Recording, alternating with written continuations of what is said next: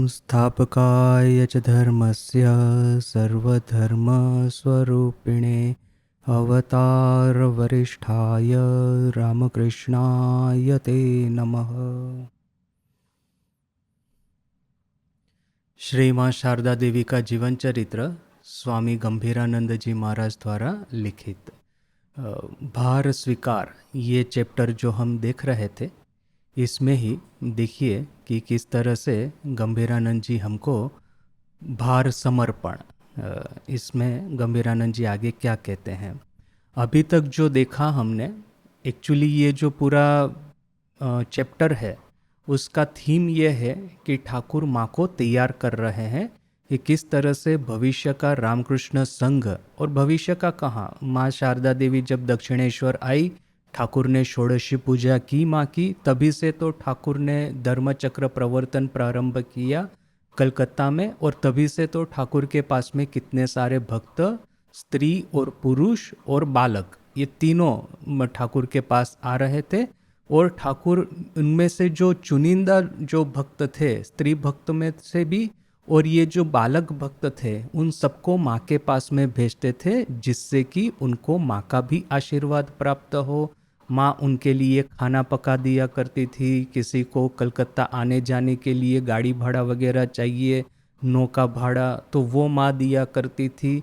तो इस तरह से ठाकुर उसी समय से माँ को तैयार कर रहे थे कि अपने संघ की आध्यात्मिक उन्नति की पूरी जवाबदारी वो अपने सर पर ले। और हमने जो कुछ दिनों पहले देखा भी सही कि किस तरह से पूरा 100 साल का इतिहास पढ़ेंगे, ठाकुर, माँ और 16 डायरेक्ट डिसाइपल, ये जो 18 लोगों का पूरा जीवन चरित्र है, एक साथ में जब स्टडी करते हैं, ठाकुर के जन्म से लेकर के 1836 से लेकर के 1936 ठाकुर का श्री मंदिर बेलूर मठ में स्थापित हुआ, उस पहली एक शतक का जब हम अभ्यास करते हैं तो हमको स्पष्ट दिखाई देता है कि किस तरह से ठाकुर और स्वामी जी दोनों का जो मुख्य कार्य था, उनका जो अपना खुद का तो कंट्रीब्यूशन था ही, ठाकुर का आध्यात्मिक जगत में जो हमको शिक्षा दी वो उनका कंट्रीब्यूशन था, स्वामी जी का दर्शन और इतिहास और संघ निर्माण में जो उनका कंट्रीब्यूशन था, राष्ट्र के जागरण में जो उनका कंट्रीब्यूशन था, वो तो था ही था। किंतु इन दोनों ने मिलकर के जो सर्वश्रेष्ठ कार्य किया है, यदि हम पूछे कि ठाकुर ने इतना जो सब कुछ किया, उसमें ठाकुर की सर्वश्रेष्ठ उपलब्धि क्या थी, तो उन्होंने माँ शारदा देवी के लिए संघ स्थापित करके संघ की देवी के रूप में आसन जो उनके लिए तैयार किया, जिस आसन पे माँ विराजिता हुई, वो ठाकुर के जीवन का सर्वश्रेष्ठ कार्य था। स्वामी जी के जीवन का भी हमने इसी तरह से एनालिसिस करके पता चलता है कि स्वामी जी ने संघ की स्थापना करने के बाद में अपने से खुद से उन्होंने इस पृथ्वी पे से विदाई ले ली, छोटी सी ही उम्र में, 40 भी पूरे नहीं हुए थे, उस पृथ्वी से चल बसे, क्योंकि स्वामी जी को पता था कि संघ की स्थापना करने तक ही उनका कार्य है। एक बार संघ की स्थापना हुई तो फिर उसको चलाने का, उसको नियंत्रण करने का कार्य माँ शारदा देवी का है। तो मातृ पर्व स्वामी जी की महासमाधि के बाद में जो प्रारंभ होता है 1902 से लेकर के 1920, यानी ऑलमोस्ट 20 साल माँ शारदा देवी ने रामकृष्ण संघ को चालित किया, नियंत्रित किया, आशीर्वाद दिए, शिक्षा दीक्षा दी, मार्गदर्शन दिया। और जब भी हमको कहीं पे डर लगा है कि ये ब्रिटिश गवर्नमेंट आकर के हमारे साथ में क्या से क्या न कर दे, तो हमको भरोसा भी दिलवाया है, हमको साहस प्रदान भी किया है। तो ये 20 साल, ये सबसे सर्वश्रेष्ठ जो माँ को भविष्य में रामकृष्ण संघ की आगेवानी लेनी थी, उसके बीज जो है, उसका जो प्रारंभ है, वो प्रारंभ यहाँ पे श्री रामकृष्ण दक्षिणेश्वर में ही कर दे रहे हैं। तो देखिए कि संघ की आगेवानी फॉर्मली माँ ने तब से लेना शुरू किया जब भी ठाकुर वहाँ पे श्यामपुकुर और काशीपुर में थे, कैंसर से ग्रस्त थे, और उनकी वाणी ऑलमोस्ट नीरव हो गई थी, रुक गई थी उस समय, और देह का कष्ट तो था ही, उस समय ये त्यागी संतान किनसे मार्गदर्शन प्राप्त करे, किनके नियंत्रण के नीचे चले। तो उस समय माँ ने ये फॉर्मल ये लीडरशिप थी वो ग्रहण की थी, किंतु उसके जो बीज है, उसके जो मूल है, वही दक्षिणेश्वर के दिनों में डाले गए थे। तो उसी दिनों के बारे में यहाँ पे गंभीरानंद जी महाराज लिखते हैं। और देखिए कि गंभीरानंद जी ने ये चैप्टरों की रचना भी किस तरह से की है। सर्वप्रथम तो उन्होंने माँ के दक्षिणेश्वर आने के बाद में माँ ने दक्षिणेश्वर में जो नीरव साधना की, उसका तो हमको पूरा डिस्क्रिप्शन दे दिया है कि साइलेंटली माँ लोगों की नज़र से अलग होकर के, लोगों की नज़र के बाहर में, लोगों की नज़र के अंतराल में माँ ने जो साधना की वो तो डिस्क्रिप्शन दे दिया। फिर ठाकुर को कैंसर हुआ, फिर वो पानीहाटी वाली घटना, फिर ठाकुर को वहाँ पे जाना हुआ कलकत्ता। तो यहाँ तक पहले तो गंभीरानंद जी महाराज स्टोरी को लेके आए हैं।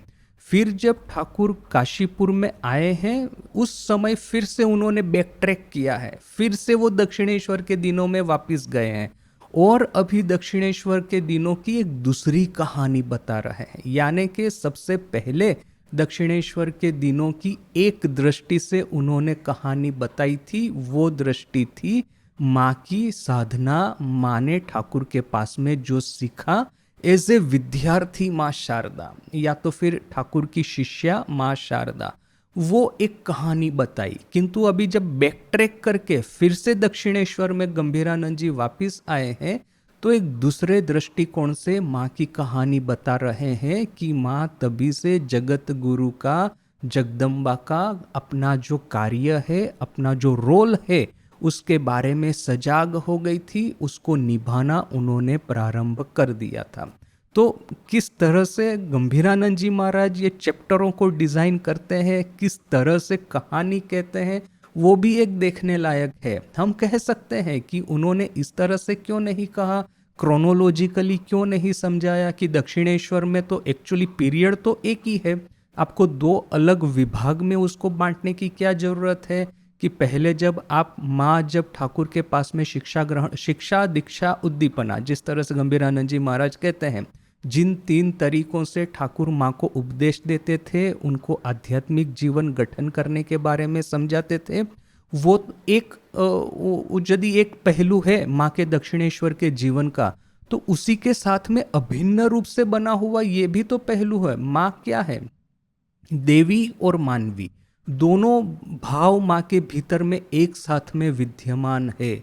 तो मानवी के रूप में ठाकुर के पास में शिक्षा ग्रहण कर रही है, देवी के रूप में ठाकुर को स्वयं वो जैसे कि भवतारिणी का रूप में ठाकुर को आशीर्वाद दे रही है, ठाकुर की आध्यात्मिक जीवन के ऊपर में वो एक तरह से अपना एक सुरक्षा रूपी आंचल पाथरे हुए हैं। तो माँ के तो दोनों पहलू थे, वो मानवी पहलू को पहले बता दिया और देवी पहलू को बाद में बताया। इस तरह से उन्होंने क्यों किया? तो अभी जैसे मेरा स्पेक्यूलेशन इस तरह से है कि जब जिस पहलू के बारे में, जिस एस्पेक्ट के बारे में गंभीरानंद जी डिस्कस करना चाहते हैं, उसको एक्सक्लूसिवली इसलिए डिस्कस किया है कि जिससे कि मनुष्य, मानवी रूपी माँ शारदा, उसके ऊपर में पूरा फोकस कर पाए, सभी कहानियाँ, घटनाएं, जितने भी इंसिडेंट है उसको अच्छे से सजा करके हमारे सामने प्रस्तुत कर पाए, और फिर उनका जो देवित्व है, देवी स्वरूप है, उसके बारे में फिर अलग से डिस्कस करें, जिससे कि उसके रिलेटेड जो घटनाएं, कहानियाँ है, उनको स्पष्ट रूप से समझा पाए। तो खैर अभी ये गंभीरानंद जी महाराज का ये डिसीजन है कि किस तरह से चैप्टरों की रचना करनी है, जिस तरह से माँ के जीवन को उनको कहना है। तो कि हम तो इस तरह से सिर्फ अपना स्पेकुलेशन कर सकते हैं। तो यहाँ पे भी देखिए कि धीरे धीरे करके अभी गंभीरानंद जी महाराज एक के बाद एक उसी प्रसंगों का वर्णन करेंगे। सबसे पहले तो उन्होंने ठाकुर की उन उक्तियों को, ठाकुर के जो वो कोट है, उन्होंने जो माँ के बारे में जो कहा है, उसी के बारे में उन्होंने कह दिया कि पहले तो ठाकुर ने गोलाब माँ को कहा था कि वो शारदा है, सरस्वती है, ज्ञान देने के लिए आई है, रूप रहता यदि तो फिर अशुद्ध लोग के अशुद्ध मन वाले लोग देख करके यदि देखेंगे तो उनका अकल्याण होता। इसीलिए इस बार अपने रूप को ढक करके आई है। और एक समय ठाकुर ने कहा था माँ के बारे में, ज्ञानदायिनी महाबुद्धिमती ओ की जैसे ओ अमार शक्ति। वो ज्ञानदायिनी है, महाबुद्धिमती है, वो क्या ऐसी वैसी थोड़ी ना है, वो तो मेरी शक्ति है। और फिर हृदय को कहा था कि वो शारदा है, सरस्वती है, इसलिए उसको सजना अच्छा लगता है, गहने पहन करके श्रृंगार करना अच्छा लगता है। तो देखिए कि इसकी तरह से एक के बाद एक ठाकुर के वचनों को लेकर के सब घटनाओं को फिर महाराज बता रहे हैं कि किस तरह से ठाकुर ने माँ के लिए गहने बना दिए थे, तावीज बनवा दिया था, हाथ में पहनने के लिए चूड़ियाँ बनवा दी थी। और फिर आगे में महाराज क्या लिखते हैं, सरला आधुनिक शिक्षा विहीना ओ अभिजात्यादि शून्य श्री माँ के चिनीते पारा सहज न है। सरल आधुनिक शिक्षा विहीन अभिजात्यादि शून्य यानी कि बड़े घर का होने का एक घमंड जिसको कहते हैं, उस घमंड के बिना माँ का बाहर का जीवन इतना सहज सरल था, एक जैसे कि गांव की एक स्त्री ही जैसे कि वहाँ पे वो दक्षिणेश्वर में आकर के रह रही है। तो इस तरह की माँ को समझना सहज नहीं था। इसीलिए श्री रामकृष्ण स्वयं ताहार स्वरूप प्रकटित करीते अग्रसर होइया छिलेन। माँ का सही स्वरूप क्या है जगत के सामने उसको दिखाने के लिए आगे बढ़े थे। तिनी जानितेन जे भोगैश्वर्य पूर्ण वर्तमान जुगे शुद्ध सत्व पवित्रताय परिपूर्ण এই चरित्र खानी सम्यक उपलब्धि करा आमादेर शक्तिर बाहिरे। उनको पता था कि भोग और ऐश्वर्य पूर्ण वर्तमान युग में शुद्ध सत्व पवित्रता से परिपूर्ण माँ के चरित्र को ठीक ठीक समझना हमारी शक्ति के बाहर है। ताई तीनी श्री माँ संबंधे रहस्य छोले बोलीतेन, इसीलिए वो माँ के बारे में रहस्य करके कहते। छाई चापा बेडाल अर्थात कि भस्मावृत बिल्ली, एक तरह की इस तरह की बिल्ली जिसने कि ये एशिस भस्म यानी कि एशिस, ये जो भस्म लगाते हैं ना भगवान शिव के अंग पे, आपने भस्म देखी होगी, चिता की भस्म, या तो कोई भी लकड़ी जलती है तो उससे जो भस्म प्रकट होती है। तो ये भस्म से यदि कोई बिल्ली भस्म में जंप लगाए तो उसका पूरा देह उससे आवृत हो जाएगा और उसका सही कलर क्या है, रंग क्या है, आप नहीं पहचान पाएंगे। तो इस तरह की बिल्ली जो कि भस्म से आवृत है और इसका रंग आप नहीं देख पाएंगे। तो माँ भी बाहर से जैसे कि भस्म से आवृत है, भीतर में ब्रह्म ज्ञान ज्वल ज्वल कर रहा है। देखिए एक तरह से यहाँ पे ठाकुर ने माँ की कंपैरिजन भगवान शिव के साथ में कर दी है। वही जो स्मशान के देवता, वही भस्म से, चिता की भस्म से आवृत, वही भूत और पिशाच से घिरे हुए भोलानाथ, उनकी उपासना करना, उनको समझना, उनके सही स्वरूप को, वो महाभाग्यवान जो भक्त होते हैं वही इस स्मशान के देवता को समझ पाते हैं। रहते हैं स्मशान में किंतु इनके नाम का अर्थ है मंगलमय।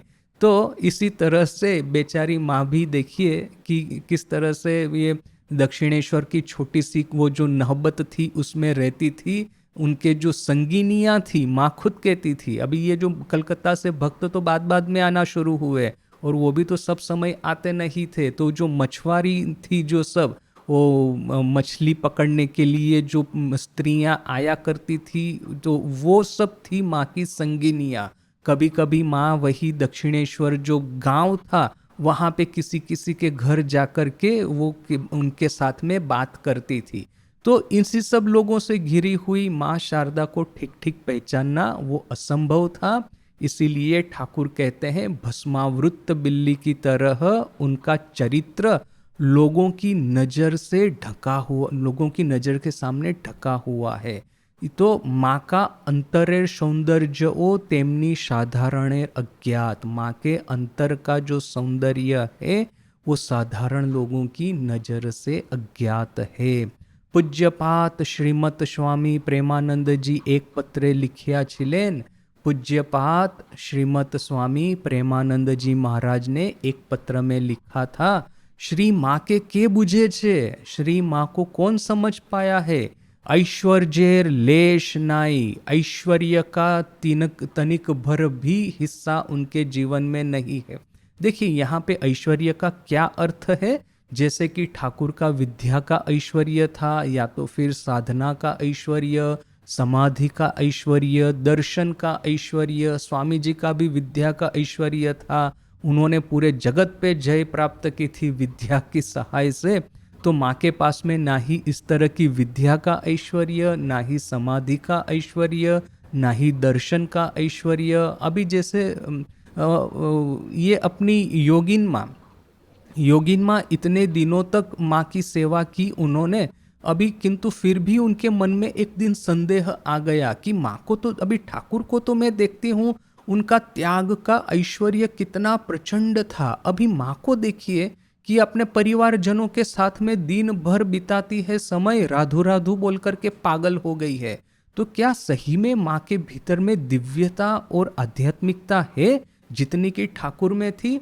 तो ऐसा सोच करके वो अभी ये उद्बोधन के दिनों की बात है, देखिए जिस तरह से स्वामी जी के मन में भी ठाकुर के प्रति जो आखिरी तक एक तरह का ठाकुर की जैसे परीक्षा करते थे ना, संदेह नहीं, उनके मन में सतत एक रहता था कि ठाकुर की परीक्षा करनी चाहिए। तो जिस तरह से स्वामी जी ने आखिर तक ठाकुर की परीक्षा की, तो वैसे ही माँ की संगिनियाँ वही उद्बोधन के दिन, जब उस समय तो माँ का जो गुरु भाव था वो तो मध्याह्न सूर्य की तरह प्रखर रूप से वो तेज प्रकाशित हो रहा था। जो भी माँ के पास में आता है सबको माँ दीक्षा देती है, सबको माँ आशीर्वाद देती है, सबको जप ध्यान साधन भजन आध्यात्मिक जीवन के बारे में उपदेश देती है। उस समय की बात है, उस समय योगिन माँ के मन में ये विचार आया और इसी संदेह को लेकर के वो गंगा स्नान करने को गई। गंगा में देखा कि एक छोटा सा शिशु, अभी उस समय तो मेडिकल फैसिलिटी इतनी थी नहीं, तो अभी प्रसव के लिए, डिलीवरी के लिए हॉस्पिटल डॉक्टर वगैरह इतने इजीली अवेलेबल हो, तो किसी ने बच्चे को प्रसव किया होगा, किसी तरह से बच्चे का मृत्यु हो गया होगा, और वही अभी सद्योजात अभी जन्मा हुआ वो शिशु, उसको किसी ने, वो मर गया है तो गंगा में फेंक दिया। तो वो जो नाड़ी भूंडी जो सब होता है उसी को लेकर के वो जो मृत शिशु देह वो गंगा में तैर रहा था। अभी ये योगिन माँ जैसे ही गंगा में स्नान करने को गई, वैसे ही वो मृत देह को देखा, एक बच्चे के मृत देह को। तो उन्होंने देख रही थी, एकाएक ठाकुर प्रकट हुए उनकी नज़र के सामने और क्या कहते हैं कि देखो गंगा में ये मृतदेह तैर रहा है, किंतु इससे गंगा अपने से कभी अशुद्ध या अपवित्र नहीं होगी। गंगा हमेशा निर्मल शुद्ध पवित्र ही रहेगी। उसके जल में भले ही चाहे 1000 मृतदेह तैरते रहे, वैसे ही माँ शारदा देवी को सदा पवित्र समझना। वो भले ही चाहे संसार में हो, संसार तो उनकी सतह पे जो विशाल महासागर की तरह अमृत का महासागर माँ के हृदय में है, उस महासागर में कितने ही ये संसार तैरते रहेंगे, इससे माँ को कोई फर्क नहीं पड़ने वाला। तो जैसे ही योगिन माँ को ये दर्शन हुआ, सीधी योगिन माँ उद्बोधन मायरवाड़ी मातृ मंदिर में वापस आई और माँ के श्री चरण को पकड़ करके कहने लगी कि माँ मुझे क्षमा कर दो।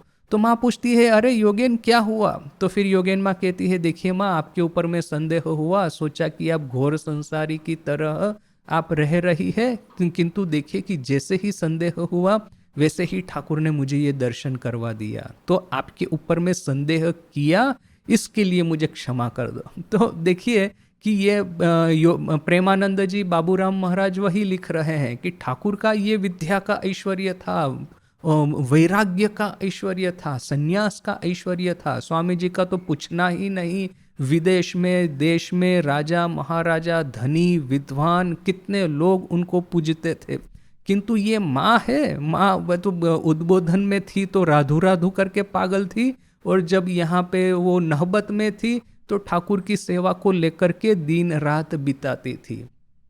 तो इस तरह की माँ को कौन समझ पाया है? ऐश्वर्येर लेश नहीं, ऐश्वर्य का एक तनिक लेश मात्र उनमें नहीं है। ठाकुरेर बरम विद्यार ऐश्वर्य छिलो, ठाकुर का किंतु विद्या का ऐश्वर्य था, किंतु मार तार ऐश्वर्य पर्यंत लुप्त, किंतु माँ का उनका ऐश्वर्य स्वयं लुप्त था। देखिए कि जो लक्ष्मी होकर के नारायण के साथ में विराज करती है और जो कि पूरा विश्व ब्रह्मांड इस शक्ति के इलाके में आता है, यही शक्ति रूपिणी माँ, उन्होंने अपनी शक्ति को कितनी बखूबी, कितना सुंदर रूप से ढक करके रखा था, आवृत करके रखा था। एक ही महाशक्ति, ये किस तरह की महाशक्ति है? जय माँ जय माँ जय शक्तिमयी माँ, जय माँ जय माँ जय शक्तिमयी माँ। जे बीश निजेरा हजम करते पाछी ने, शब मार निकट ढालान दिच्ची। जो विष में हम लोग नहीं डाइजेस्ट कर पाते, वो सब विष हम लोग माँ के सामने फेंक देते हैं। माँ सब कोले तुले नीचे, माँ सब जितने भी पापी तापी है सबको अपनी गोद में उठा लेती है। अनंत शक्ति अपार करुणा। देखिए ये जो बाबूराम महाराज कहते हैं कि जो विष हम लोग नहीं हजम कर पाएंगे, वो सब विष जैसे कि माँ के पास में भेज देते हैं और माँ सबको जैसे कि स्वीकार कर लेती है। इसके बारे में एक कहानी भी हमने कुछ दिनों पहले देखा था कि एक किसी को राजा महाराज ने माँ के पास में एक भक्त को भेजा, जयराम बाटी। तो उनको फिर भक्त कहता है कि मुझे दीक्षा दीजिए, राजा महाराज ने देने को इनकार कर दिया है, आपके पास में भेजा है। तो फिर माँ अपने मन में ही मन में बोलती है, जो कि वहाँ पे सेवक जो थे उन्होंने सुना माँ को ये बोलते हुए कि जब अपना पुत्र विदेश में जाता है तो कितनी अच्छी अच्छी चीज़ें माँ के लिए भेजता है, और मेरे पुत्र ने ऐसे लोगों को भेजा, इस तरह का जो कि असार व्यक्ति है उसको मेरे पास में भेजा दीक्षा लेने के लिए। यदि मैं इसको दीक्षा दूंगी तो पता नहीं मेरे साथ में क्या हो जाएगा। किंतु ऐसे व्यक्ति को भी माँ ने आखिर में दीक्षा दी। और ये पूरा जो वर्णन है कि माँ अपने आप के साथ में इस तरह की बात कर रही है और इसके बावजूद कि उनको हानि होगी इस भक्त के पाप ग्रहण करके, उन्होंने भक्त को दीक्षा दी। ये पूरा विवरण जब बेलूर मठ में राजा महाराज, बाबूराम महाराज, ये सब त्यागी संतान ठाकुर के, उनके सामने ये वर्णन वर्णित हो रहा था इसी संतान के द्वारा जिन्होंने वो, जो कि वहाँ पे जयराम बाटी में उपस्थित थे, उसी समय राजा महाराज तो एकदम नीरव होकर के चुपचाप बैठे रहे। ये समझ करके देखिए कि माँ की अपार करुणा। और यही बाबूराम महाराज वहाँ पे उपस्थित थे, यही बोल रहे हैं कि करुणामयी शांत, मतलब ये माँ, यही माँ वही इस तरह का जहर पचा सकती है, हम लोग तो इस तरह से कुछ भी नहीं कर पाएंगे। तो ये जो कहानी, मुझे लगता है कि उसी के बारे में शायद बाबूराम महाराज ने यहाँ पे कहा होगा। माँ सब कोले तुले नीचे, जितने भी पापी तापी है सबको की माँ जैसे कि अपने गोद में उठा लेती है। अनंत शक्ति अपार करुणा, जय माँ। आमादेर कथा की बोलछिस, स्वयं ठाकुर केও एटी करते देखेছি। तीनियों कतो बाजिए बाछाई करे लोक नितेन, वो भी तो, ठाकुर भी तो कितनी बाजिए बाछाई करे, अर्थात कि कितनी बाजिए, अर्थात कि देखिए जब कोई भी चीज़ आपको लेनी होती है बाजार में से, तो अभी जैसे कि ये जैसे मटकी लेनी है, तो मटकी को आप उसके ऊपर में आप इस तरह से नॉकिंग करेंगे, देखेंगे कि किस तरह की आवाज़ आ रही है, तभी तो पता चलेगा कि ये मटकी जो है, ये जो वो ठीक ठीक है कि नहीं। उसको बोलते हैं बाजना। और बाछाई करे यानी कि अच्छे से सिलेक्ट करके, सब्जी वगैरह आप खरीदने को जाते हैं तो जो लारी वाला जो सब्जी हमको दे देगा, सब्जी वाला, वही तो हम नहीं लेंगे ना, हम तो देख देख करके सब्जी लेंगे। यानी कि बाजिए बाछाई करे, अर्थात कि वो टकोरा मार करके और सिलेक्ट करके करके लोगों को लेते थे। ठाकुर भी कितने टकोरा मार करके और सिलेक्ट करके लोगों को लेते थे। आर एखाने, और यहाँ पे मार एखाने की देखछिस, माँ के यहाँ पे क्या देख रहे हो? अद्भुत अद्भुत शकल के आश्रय दिच्छेन, शकलेर द्रव्य खाच्छेन, आर सब हजम होए जाच्छे। सबको आश्रय देती है, सबका द्रव्य यानी कि जो कुछ भी नहीं लेकर के आता है माँ को निवेदन करने के लिए, सब खाती है। और सब हजम हो जाता है। ये हमने स्वामी जी के बारे में देखा था। ठाकुर क्या करते थे, वो जो मारवाड़ी भक्त जिनका की धन अशुद्ध था, वो ये किशमिश काजू बादाम वगैरह लेकर के आते थे, तो ठाकुर इनको किसी को खाने नहीं देते थे, बस एक नरेन को खाने को देते थे। कहते थे इसके भीतर में ज्ञानाग्नि है, इसके भीतर में जो डालेंगे सब हजम हो जाएगा। तो वैसे ही नरेन के भीतर में, स्वामी विवेकानंद के भीतर में जो ज्ञानाग्नि था, उससे 1 कोटि गुना ज्यादा ज्ञानाग्नि माँ के भीतर में था। सबको आश्रय दे रही है, सबके द्रव्य खा रही है और सब हजम हो जाता है। माँ माँ जय माँ। तो ये बाबूराम महाराज एक पत्र में लिखते हैं। आगे महाराज लिखते हैं, गंभीरानंद जी महाराज, आर विश्वविजयी आचार्य स्वामी विवेकानंदो लिखिया छिलेन और विश्वविजयी आचार्य स्वामी विवेकानंद ने लिखा था, दादा जानत दुर्गा पूजा दिखाबो तबे अमार नाम। दादा जीवंत दुर्गा पूजा दिखाऊंगा तब मेरा नाम विवेकानंद होगा। देखिए वो जो वही बात की बाबूराम महाराज की माँ वहाँ पे दुर्गा पूजा कर रही है आठपुर में, सबको निमंत्रण दिया है। ये बात सुन करके स्वामी जी ने पत्र में लिखा है, बाबूरामेर मायर बूढ़ो बयसे बुद्धिर हानि होए छे। बाबूराम महाराज की माँ को बुढ़ापे में उनकी बुद्धि में हानि हुई है, बुद्धि भ्रष्ट हो गई है। जान तो दुर्गा छेड़े माटिर दुर्गा प्रतिमा पूजो कर छे, जीवंत दुर्गा छोड़ करके मिट्टी की दुर्गा प्रतिमा की पूजा कर रही है। वो उसी संदर्भ में ये 2 सेंटेंस यहाँ पे गंभीरानंद जी ने नहीं कोट किए, किंतु इसके बाद के जो सेंटेंस है उसको कोट करके कहते हैं। स्वामी जी लिखते हैं कि जीवंत दुर्गा पूजा दिखाऊंगा तब मेरा नाम स्वामी विवेकानंद, यानी कि जीवंत माँ शारदा देवी की पूजा करूंगा तब मेरा नाम कहीं होगा स्वामी विवेकानंद, मेरा नाम सार्थक होगा। देखिए कि जब बेलूर मठ में सर्वप्रथम पूजा हुई थी दुर्गा पूजा, उस समय माँ भी वहाँ पे उपस्थित थी, और उसके बारे में वो एक बड़ी फनी स्टोरी भी हमने शायद मैंने कही थी कि वहाँ पे स्वामी जी जाकर के माँ को कहते हैं कि माँ मुझे बुखार कर दो जिससे कि मैं लेटा रहूँ चुपचाप। तो माँ आश्चर्यचकित होकर कहती हैं कि अरे तुम ऐसी बात क्यों करते हो, मैं क्यों तुमको बुखार होने का आशीर्वाद दूँ। तो फिर स्वामी जी कहते हैं कि तो ये लड़के जो है मठ के जितने साधु सन्यासी स्वामी जी के गुरु भाई प्राणपण मेहनत कर रहे हैं, प्राण जाए इस तरह की मेहनत कर रहे हैं, प्राण ढाल के मेहनत कर रहे हैं, किंतु क्या है कि मेरा स्वभाव है अभी बड़ा इम्पेशेंट हो गया है, बात बात में मैं लोगों को डांटना शुरू कर देता हूँ और हो सकता है कि मैं उनकी पिटाई भी कर दूं यदि मुझे कोई चीज़ अच्छी ना लगी, तो ये मुझे भी बुरा लगेगा, बच्चों को भी बुरा लगेगा। इसलिए बेटर है कि मैं बुखार लेकर के पड़ा रहूं, तो फिर ये बच्चे लोग ठीक ठीक शांति से काम करेंगे। तो अभी माँ ने उसके बारे में क्या कहा वो तो पता नहीं, किंतु उसी दिन से स्वामी जी को बुखार हो गया, दुर्गा पूजा समाप्त हो गई। उस समय फिर माँ जाकर के स्वामी जी को कहते हैं कि अरे नरेन, अब दुर्गा पूजा तो समाप्त हो गई है, अभी तुम खड़े हो जाओ।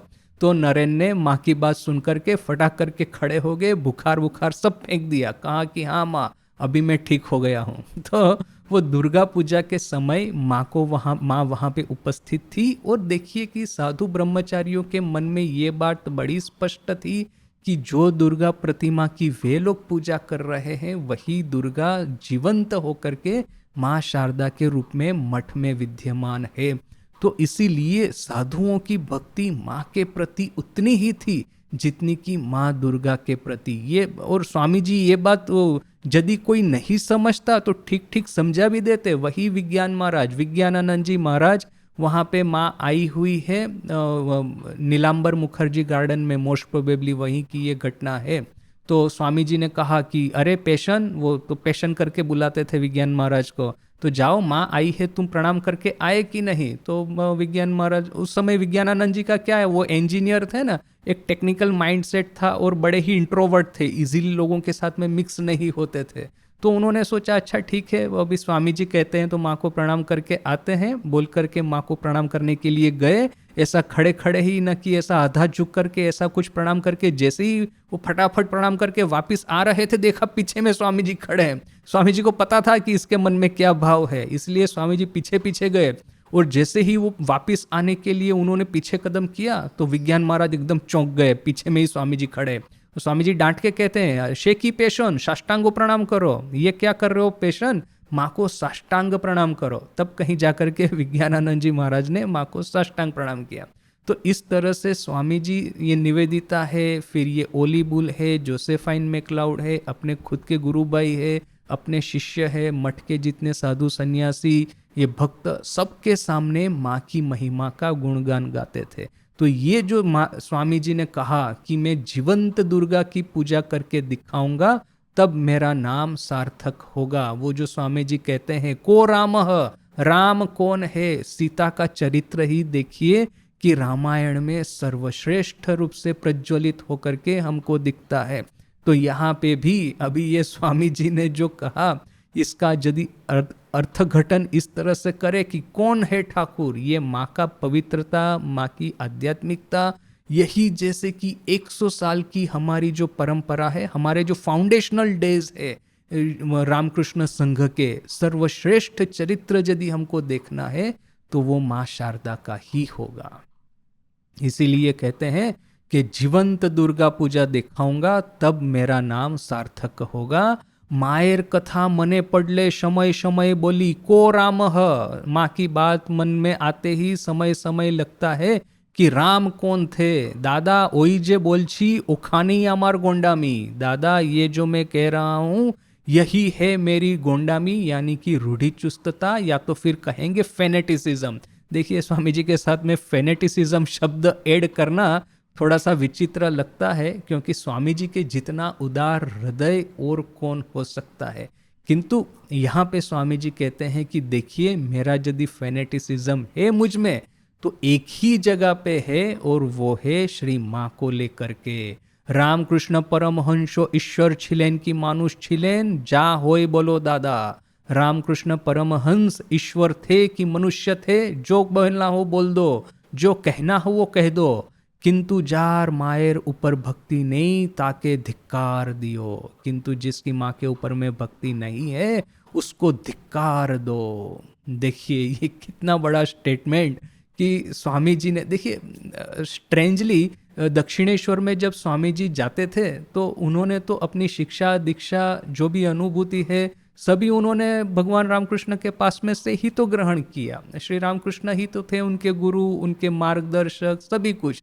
माँ के साथ में स्वामी जी का कोई वार्तालाप हुआ है दक्षिणेश्वर में, बड़ा ही रेयरली कभी कोई देखने को मिलेगा, मुझे तो याद नहीं आ रहा है। वही था कि एक बार ठाकुर ने स्वामी जी को पूछा कि अच्छा कैसा खाना खाया, यानी कि जब स्वामी जी आते थे तो माँ उनके लिए खाना पकाती थी। तो एक बार ठाकुर ने स्वामी जी को पूछा खाना खाने के बाद में कि तुमको कैसा लगा खाना, तो स्वामी जी कहते बहुत अच्छा लगा, जेमन रोगीर पथ्य, जिस तरह से कि रोगी का पथ्य हो, रोगी का डाइट हो, तो उस तरह से मुझे खाना लगा।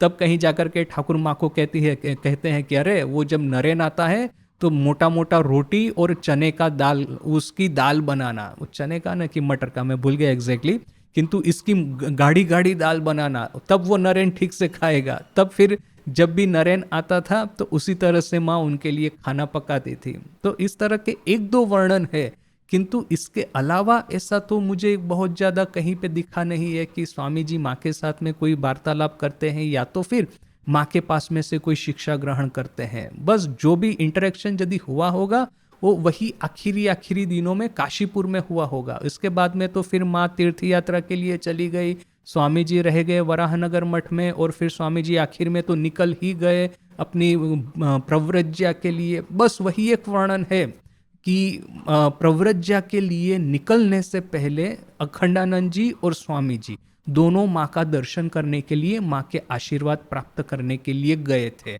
उस समय माँ कलकत्ता में थी, घुसुड़ी बोल करके एक जगह है, वहाँ पे एक भाड़े ली हुई एक घर में रह रही थी।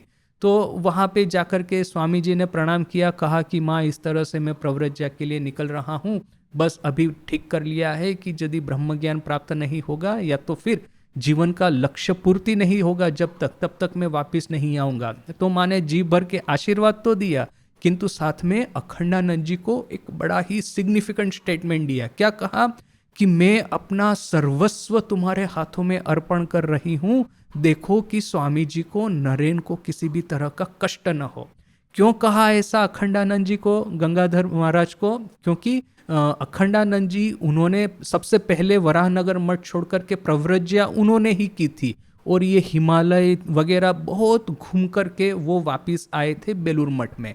इसलिए एक्चुअली वो वहीं पे थे, वो हिमालय वगैरह में ही थे, और उनका प्लान ऐसा था कि तिब्बत तो घूम लिया, अभी सेंट्रल एशिया घूमना है, वहाँ का भ्रमण करना है। तो ये सब प्लान लेके बैठे थे।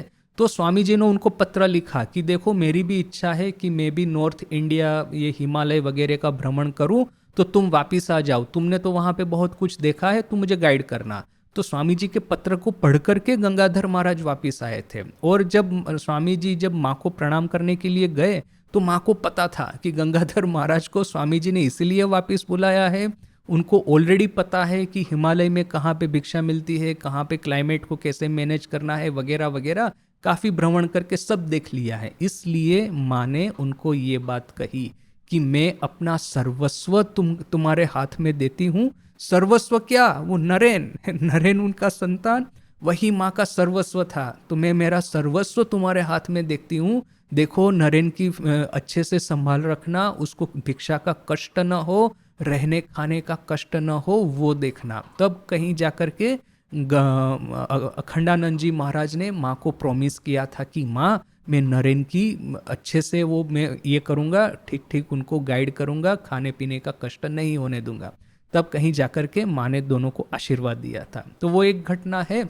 और इसके बाद में कि स्वामी जी जब अमेरिका जा रहे थे, उसके पहले उन्होंने माँ को पत्र लिख करके माँ के आशीर्वाद मांगे थे, और माँ ने ये आशीर्वाद दिए थे। तो जो कुछ कुछ घटनाएं हैं कि वो फिर वो जो स्वामी जी जब अमेरिका से वापस आए, माँ को प्रणाम करने के लिए गए, वो क्या था, कश्मीर से एक्चुअली वापस आए थे, और माँ को प्रणाम करते करते कह रहे हैं कि देखिए माँ, ये ठाकुर भाकुर कुछ नहीं है, मैं वहाँ पे कश्मीर गया था, एक तांत्रिक के चेला मेरे पास में आता था, तो तांत्रिक नाराज हो गया, पता नहीं उसने मेरे पे कौन सा जादू टोना किया, आमी हाकते हाकते पालिए एलाम अर्थात कि शौच करते करते मुझे भाग करके आना पड़ा, डायरिया वगैरह कुछ हो गया होगा स्वामी जी को। तो स्वामी जी इस तरह की कंप्लेन करते हैं। तब माँ स्वामी जी को क्या कहती हैं, बाछा शक्ति मानते हो, फिर ठाकुर तो भांगते आशे नहीं गढ़ते ऐसे छे, शक्ति माननी होगी। और ठाकुर ये सब जो पुरानी प्रथाएं, जादू टोना, ये सब को तोड़ने के लिए नहीं आए थे, नए विश्व का निर्माण करने के लिए आए थे। तो ये कुछ कुछ इंटरेक्शन है स्वामी जी के माँ के साथ में। किंतु ये देख करके हमको आश्चर्य होता है कि ये मौन वार्तालाप या तो नीरव, ये जो वो होगा, जो कहते हैं ना, गुरु तरुमुरवर तले गुरुरीवा वृद्ध शिष्या, गुरुस्तु मौन व्याख्यानम शिष्यस्तु छिन्न संशया। अर्थात कि ये वृक्ष के नीचे में युवा गुरु वृद्ध शिष्य बैठा है, और जब गुरु मौन वार्तालाप करते हैं, मौन व्याख्यान करते हैं, और शिष्य के सभी संशय छिन्न हो जाते हैं।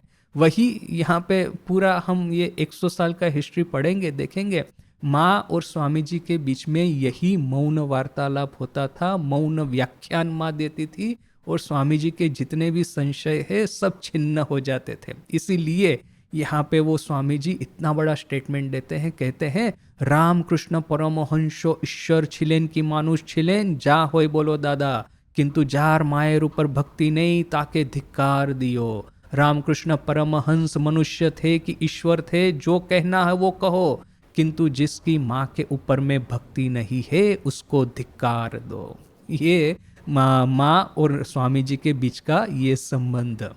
এই সকল অমূল্য কথা পড়িতে পড়িতে চকিতে লেখनी रुद्ध होइया जाए, मने भय आशे। अभी गंभीरानंद जी महाराज अपने बारे में क्या कहते, देखिए बाबूराम महाराज ने जो कहा माँ के बारे में, स्वामी जी ने जो कहा माँ के बारे में, अभी गंभीरानंद जी महाराज अपना खुद का वो जो कथामृत पढ़ेंगे ना, वो लिखते हैं मास्टर महाशय बीच बीच में, सेवक हृदय, अर्थात कि सेवक हृदय में। तो इसी तरह से ये महाराज जी कभी कभी इस तरह से लिखते हैं, गंभीरानंद जी महाराज अपना जो खुद का जो वक्तव्य है इस तरह से वो कहते हैं कि এই সকল अमूल्य कथा पढ़ीते पढ़ीते चौकीते लेखनी रुद्ध होइया जाए, मने भय आशे। यह सब अमूल्य कथा पढ़ते पढ़ते चकित होकर के लेखनी यानी कि लेखनी रुक जाती है, रुद्ध हो जाती है, मन में भय होता है। एकी असाध्य साधने अग्रसर कोरिले माँ, यह किस असाध्य साधन करने के लिए माँ तुमने मुझे नियुक्त किया है, तुमने मुझे आगे किया है। असाध्य साधन, असाध्य साधन अर्थात कि कोई भी कार्य करना और सामने असाध्य रूपी एडजेक्टिव, इस तरह का कार्य जिसको साधित करना असंभव है। मायर चरित्रांकन की आमादेर मतो अकृति भक्तेर श्रद्धाय, तो क्या माँ के चरित्र का अंकन करना, चरित्रांकन, माँ के चरित्र का लेखन करना, चित्रांकन करना, क्या हमारी तरह, हमारे तरह अकृति भक्त, इस तरह का भक्त जो कि इस कार्य करने को लायक नहीं है, क्या उसके साध्यायत्त है, क्या उसके बस की बात है।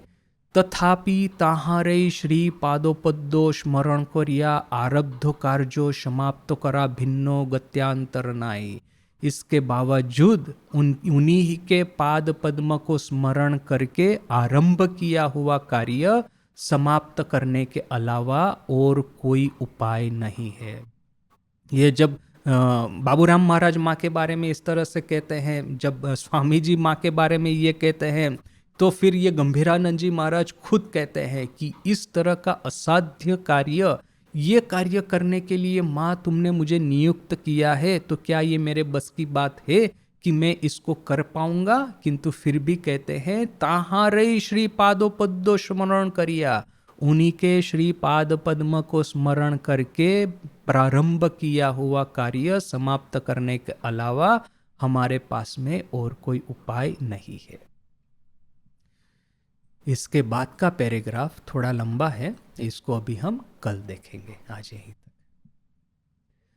ओम शांति शांति शांति। हरि ओम तत्सत। श्री राम कृष्णार्पणमस्तु।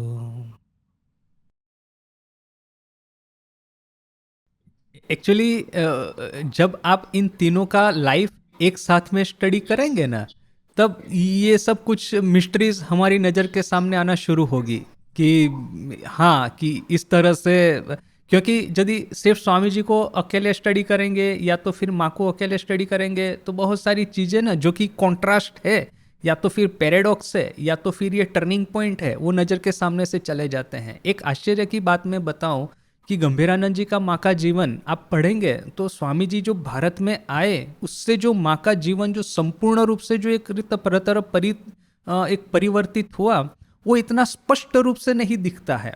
हालांकि वो माने माँ की जो एक के बाद एक घटनावली जो है, घटनावली पढ़ के पता चल जाता है कि माँ जब आती है बेलूर मठ में उस समय या तो फिर कलकत्ता, तो फिर अभी तो पूरा एक संघ है, एक कॉरपोरेट बॉडी है माँ को हेल्प करने के लिए। उससे पहले माँ जब आती थी तो कहीं वो भाड़े के घर में रहती थी, कहाँ पे रहती थी, यही एक दो ठाकुर के संतान है उनकी सेवा करने के लिए रहते थे। तो वो एक इंडिविजुअलिस्टिक फैमिली लेवल पे लगता था कि हाँ सब लोग माँ की सेवा कर रहे हैं। किंतु एक फैमिली और एक कॉरपोरेशन, ये दोनों में तो डिफरेंस है ना। वेन एक पूरा एक कॉरपोरेशन, एक कॉरपोरेट बॉडी रामकृष्ण संघ, वो जब माँ की सेवा करता है तो इसकी क्वालिटी अलग हो जाती है। भक्तों को किस तरह से मैनेज करना, किस तरह से भक्तों, माने एक पूरा एक सिस्टम अलग हो जाता है। तो वो जो एक सी चेंज, एक बहुत बड़ा चेंज जो माँ के जीवन में आया है, इसके बारे में गंभीरानंद जी ने इतना डिस्कस नहीं किया है जितना कि मुझे लगता है कि उनको करना चाहिए। और यही गंभीरानंद जी है कि जिन्होंने स्वामी जी का भी लाइफ लिखा है, यानी कि he is very well aware कि स्वामी जी के भारत में आने से भारत में कितना बड़ा परिवर्तन आया है। तो इस घटना का माँ के जीवन के साथ में क्या एक हुआ कनेक्शन, वो नहीं दिखता है मुझे। So that is something to think of. ये बड़ा इंटरेस्टिंग थॉट है, मैंने इस तरह से कभी नहीं सोचा था कि ठाकुर के ईश्वर कोटि भक्त है, उन्होंने माँ को सबसे पहले पहचाना। It's a very interesting thought, इसको इन्वेस्टिगेशन करना चाहिए। और एक्चुअली 6 ईश्वर कोटि भक्त थे, पूर्णचंद्र को आपने छोड़ दिया। और देखिए कि पूर्ण के साथ में माँ का इंटरेक्शन बड़ा ही इंटरेस्टिंग है कि जब पूर्ण दक्षिणेश्वर आया था तब ठाकुर ही उसको माँ के पास में ले गए थे और कहा था कि किस तरह से बाल गोपाल रूप में पूर्ण को आहार करवाना है, उसको बिठा करके किस तरह से उसको प्रेम करना है। और यही बात देखिए कि गंभीरानंद जी महाराज स्वयं लिखते हैं, उस दिन माँ ने बाल गोपाल, ये जो भक्त संतान के भीतर में बाल गोपाल का दर्शन करना सीखा। ये गंभीरानंद जी महाराज का स्टेटमेंट है।